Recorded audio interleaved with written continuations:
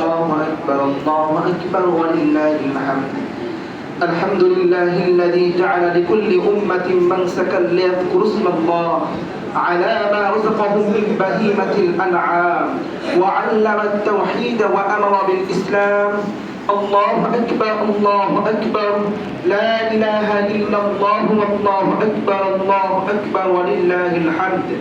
ونشهد أن لا إله إلا الله وحده لا شريك له ونشهد أن سيدنا ومولانا محمدا عبده ورسوله الذي هدانا إلى دار السلام صلى الله عليه وعلى آله وأصحابه الذين قاموا بإقامة الأحكام وبذلوا أنفسهم وأموالهم في سبيل الله فيا لهم من كرام وسلم تسليما كثيرا كثيرا.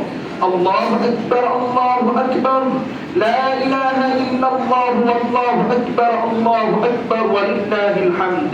أما بعد فاعلموا أن يومكم هذا يوم عيد شرع لكم فيه مع أعمال أخرى قد سبقت في الخطبة قبل هذا العشر ذبح الأضحية بالخلاصة وصدق النية وبين نبيه وصفه صلى الله عليه وسلم وجوبها وفضائلها والدون علماء أمته من سننه في كتب الفقه مسائلها. الله أكبر الله أكبر لا إله إلا الله والله أكبر الله أكبر ولله الحمد. فقد قال عليه الصلاة والسلام من عمل ابن آدم من عمل يوم النحر أحب إلى الله من إحراق الدم وإنه ليأتي يوم القيامة بقرونها وأشعارها وأغلافها وإن الدم ليقع من الله بمكان قبل أن يقع بالأرض فطيبوا بها نفسا. الله أكبر الله أكبر لا إله إلا الله والله أكبر الله أكبر ولله الحمد.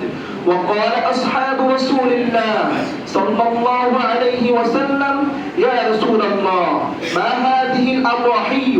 قال سنة أبيكم إبراهيم عليه السلام. قالوا فما لنا فيها يا رسول الله؟ قال بكل شعرة حسنة. قالوا فالصوف يا رسول الله؟ قال بكل شعرة من الصوف حسنة. الله أكبر الله أكبر لا إله إلا الله والله أكبر الله أكبر ولله الحمد. وقال عليه الصلاة والسلام من وجد سعدا لأن يضحي فلن يضحي فلا يحضر مضلانا. الله أكبر الله أكبر لا إله إلا الله والله أكبر الله أكبر ولله الحمد. وقال ابن عمر أضاحي اليرمان بعد يوم الأضحى وعن علي مثله وهذا بعد من الفضائل وتعلموا من العلماء المسائل. أعوذ بالله من الشيطان الرجيم. لن ينال الله لحومها ولا دماؤها ولكن يناله التقوى منكم كذلك سخرها لكم لتكبروا الله على ما هداكم وبشر المحسنين.